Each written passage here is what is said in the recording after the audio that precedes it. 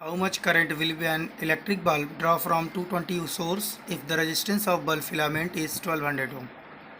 तो कह रहा है किसी भी इलेक्ट्रिक बल्ब का जिस पर 220 वोल्ट लिखा हुआ है तो उस बल्ब का रेजिस्टेंस कितना, उसका रेजिस्टेंस 1200 ओम है तो उसमें कितना करंट फ्लो करेगा, हमें ये फाइंड करना है। सेकंड क्या कह रहा है, how much current will an electric heater coil draw from 220 volt source if the resistance of heater coil is 100 ओम। तो कितना करंट एक इलेक्ट्रिक हीटर कॉइल में फ्लो करेगा जबकि उसका पोटेंशियल कितना है 220 वोल्ट है और उसका रेजिस्टेंस कितना है उसके हीटर कॉइल का 100 ओम। चलिए इस क्वेश्चन को सॉल्व करते हैं। तो प्रीवियस वीडियोस में मैंने आपको I is equal to Q by T, V is equal to W by Q, V is equal to I R and rho is equal to R A upon L, where I is current, Q charge, T time, V potential difference, W work done, Q charge, V potential difference, I current, R resistance, rho resistivity, R resistance ampere and ये आपका cross section area है और ये आपका length है। ठीक है, तो क्वेश्चन ये कह रहा है कि एक बल्ब है। पहला क्वेश्चन ए, एग्जाम्पल नंबर 12.3 कह रहा है कि आपका कोई इलेक्ट्रिक बल्ब है जिस पर पोटेंशियल कितना है 220 वोल्ट और उसका करंट कितना फ्लो कर रहा है नहीं मालूम है, आपको फाइंड करना है। नेक्स्ट रेजिस्टेंस कह रहा है कितना है 1200 ओम। ओके, तो फार्मूला क्या है आपका, फार्मूला है आपका ओम्स लॉ, तो लिखेंगे फ्रॉम ओम्स लॉ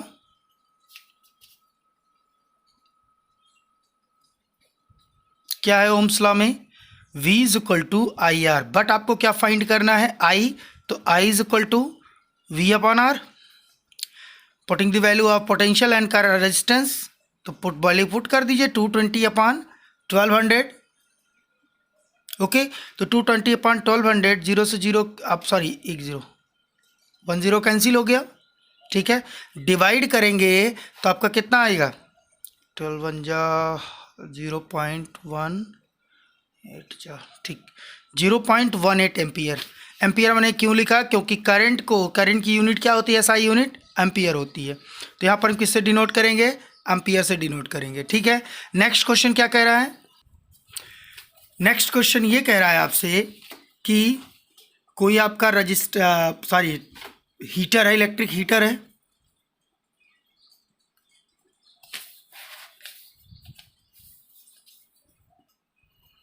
कोई आपका इलेक्ट्रिक हीटर है, ठीक है, और हीटर है जिसका पोटेंशियल कितना है 220 वोल्ट और उसमें रेजिस्टेंस कितना होगा 100 ओम और करंट कितना होगा, करंट ये फाइंड करना है, तो I is equal to V upon are.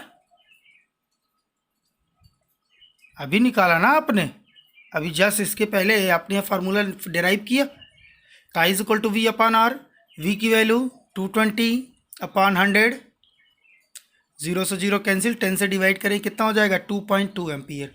इसका मतलब ये होगा कि जो करंट फ्लो करेगा उस किसमें इलेक्ट्रिक हीटर में वो कितना करंट होगा 2.2 एम्पियर और जो बल्ब में करंट फ्लो करेगा वो कितना होगा 0.18 एम्पियर। क्लियर हुआ।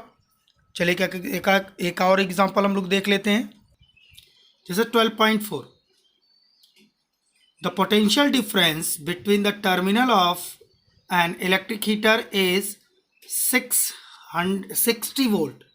ठीक है, तो यहाँ पर पोटेंशियल डिफरेंस दो टर्मिनल्स के बीच में है, किसके, इलेक्ट्रिक हीटर के, तो V की वैल्यू कितनी हो गई 60 volt when it draws a current of 4 ampere from the source.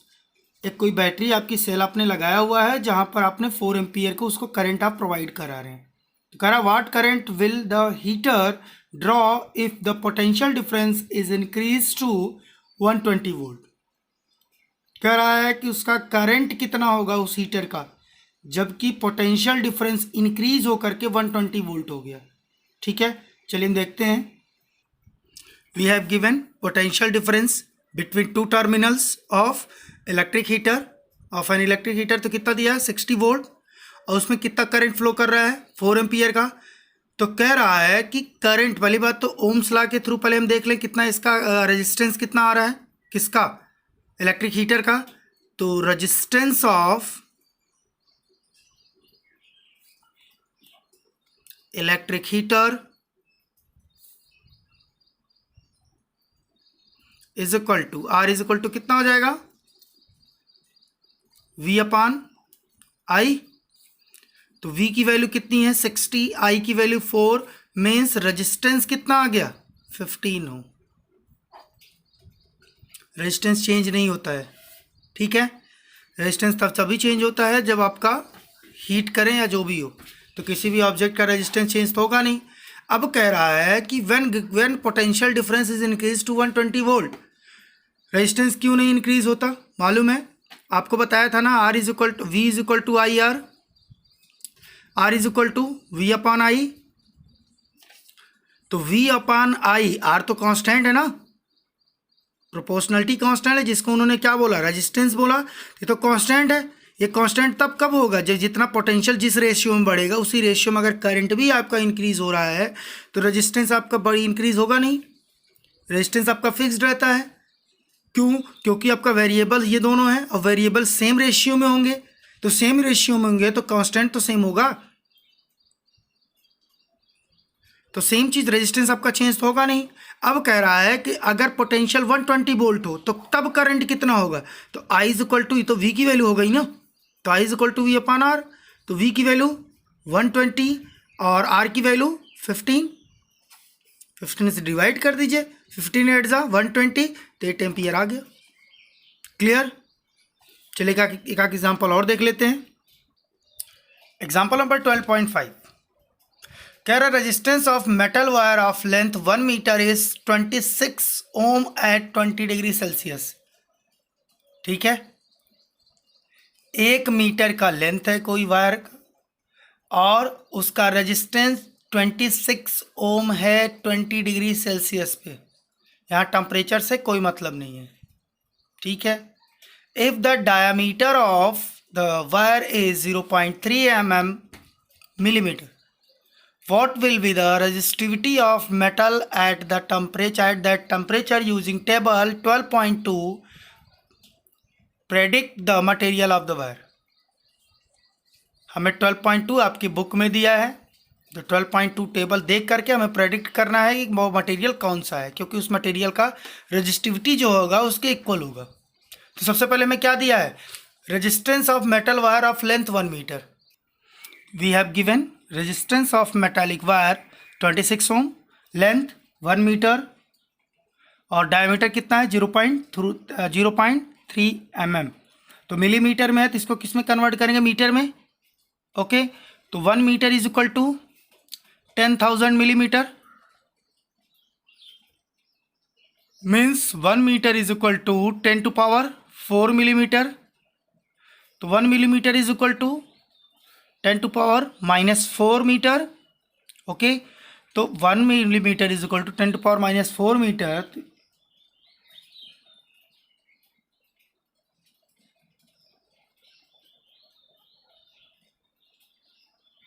Sorry कितना हो जाएगा 1000 मिलीमीटर और यह हो जाएगा 1 metre is equal to 10 power 3 millimetre. Okay, कैसे होता है देख लीजिए। 1 metre is equal to 100 centimetre और 1 centimetre is equal to 10 millimetre. तो 1 metre is equal to 100 into 10 means कितना हो गया 1000 मिलीमीटर। ओके, मिस्टेक हो गया था बाय मिस्टेक, चलिए कोई बात नहीं। तो 1 millimetre is equal to 10 to power -3 millimetre. तो इसमें मल्टीप्लाई करेंगे तो डायमीटर कितना हो जाएगा 0.3 इंटू 10 टू पावर -3 मीटर।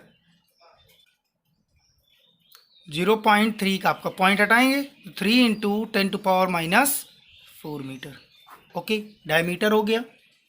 अब फार्मूला हम रखते हैं resistivity, rho is equal to R A upon L. R की वैल्यू कितना दिया हुआ है 26 ohm into cross section area मालूम है नहीं मालूम है, चलिए हम निकालते हैं। तो पहले फार्मूला कितना हो गया, RA/L। कोई भी वायर होता है, वायर का जो एरिया होती है वो कितनी होती है, पाई आर स्क्वायर होता है। तो R, where R is radius of wire, but यहाँ पर डायमीटर दिया हुआ है, means R is equal to कितना होता है, D/2। कितना हो जाएगा, पाई D²/4 होगा कि नहीं होगा। तो ये बताओ कि जो फार्मूला है आपका रो इज इक्वल टू RA/L, तो ए की प्लेस पे कितना हो जाएगा आपका, तो area A is equal to, तो एरिया हो जाएगा आपका R पाई D²/4L। ओके, तो R की वैल्यू कितना दिया था वहाँ पे 26, पाई की वैल्यू 22/7 इंटू D² कितना दिया हुआ 1, तो 1 इंटू 1/4 इंटू लेंथ कितना दिया हुआ है 3 इंटू 10⁻⁻⁴। इस टोटल को जब आप सॉल्व करेंगे तो आपका जो रजिस्टिविटी आएगी वो कितनी आएगी, 1.84 इंटू 10⁻⁻6 ओम मीटर। ठीक है, तो इस यूनिट से क्लियर हुआ कि क्या है आपका रजिस्टिविटी है।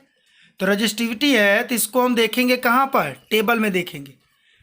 ठीक, चलिए टेबल में देख लेते हैं हम लोग क्या है इसका, कौन सा मेटल होगा ये, देख रहे हैं सिल्वर का 1.60 इंटू 10⁻⁸ रजिस्टिविटी होता है, कॉपर का 1.62 इंटू 10⁻⁸, एल्यूमिनियम का 2.63 इंटू 10⁻⁸, टंगस्टन का 5.20 इंटू 10⁻⁸, निकल का 6.84 इंटू 10⁻⁸। बट आपका आंसर कितना आया है 1.84 इंटू 10⁻⁶, जो कि किसका है, मैग्नीज का है। ये देख रहे हैं मैग्नीज का देख रहे हैं 1.84 इंटू 10⁻⁶। ठीक है, तो इससे क्लियर हो गया कौन सा आपका टेबल है, कौन सा आपका रजिस्टिविटी है, वो किस मेटल का है, कौन सा मटेरियल है। तो मटेरियल जो वायर था वो किसका था, मैग्नीज का था। चलिए ठीक है, नेक्स्ट क्वेश्चन देखते हैं हम लोग। एग्जाम्पल नंबर 12.6 कह रहा है कि a wire of a given material having length L and area of cross section A has a resistance of 4 ओम। कह रहा है एक वायर है जिसका लेंथ L है, उसका क्रॉस सेक्शन एरिया A है और उसका रेजिस्टेंस कितना दिया गया है 4 ओम। चलिए लिख लेते हैं पहले। We have given length of wire L, cross section area A, resistance 4 ohm. Okay, चलिए नेक्स्ट टॉपिक उसमें क्या दिया देख लेते हैं। सेकंड कह रहा है what would be the resistance of another wire. Second wire का आपका रेजिस्टेंस कितना होगा जो कि सेम मटेरियल का है, बट उसकी लेंथ को हम हाफ कर दिए और क्रॉस सेक्शन एरिया को डबल कर दिए, मीन्स 2 रेजिस्टेंस निकलेगा। सबसे पहले हम पहले वाले का निकाल लेते हैं। तो आपका लेंथ कितना है L, cross section area A, resistance 4 ohm. तो आपका रजिस्टिविटी कितना होगा, तो resistivity rho is equal to कितना होता है आपका RL/A।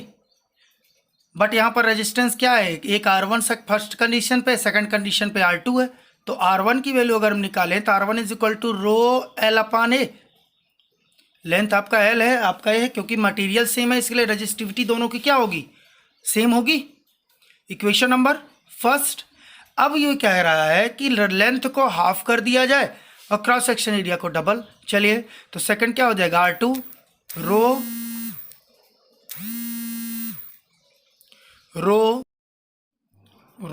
L/2 2A। Okay, R2 is equal to rho L/2 4A। It's clear. Next R2 is equal to क्या लिख सकते हैं, 1/4 कॉमन कर लें, 1/4 रो L/A। ठीक है, रो L/A इक्वेशन नंबर फर्स्ट है क्या है R1 है, तो R2 is equal to 1/4 into R1। Means जो आपका वायर होगा उसका नए वारे का रेजिस्टेंस कितना हो, क्योंकि R1 की वैल्यू 4 ओम है, रख दीजिए वैल्यू 1 इंटू 4 इंटू 4, 4 से 4 कैंसिल में तो कितना आ गया 1 ओम। तो इस तरह से क्वेश्चन जो आपको बताए गए हैं आप देख करके आप अपने न्यूमेरिकल्स के सारे क्वेश्चंस कर सकते हैं। अभी हीटिंग इफेक्ट ऑफ करंट और पावर बचा हुआ है, उसके बाद से resistance in series and parallels जो कि नेक्स्ट वीडियो में आपको बताए जाएंगे। बाकी जहाँ तक पढ़ाया गया आपको टेस्ट वहीं से देना है। नेक्स्ट मंडे को आपका टेस्ट है, तो आप लोग टेस्ट के लिए प्रिपेयर रहिए। ठीक है।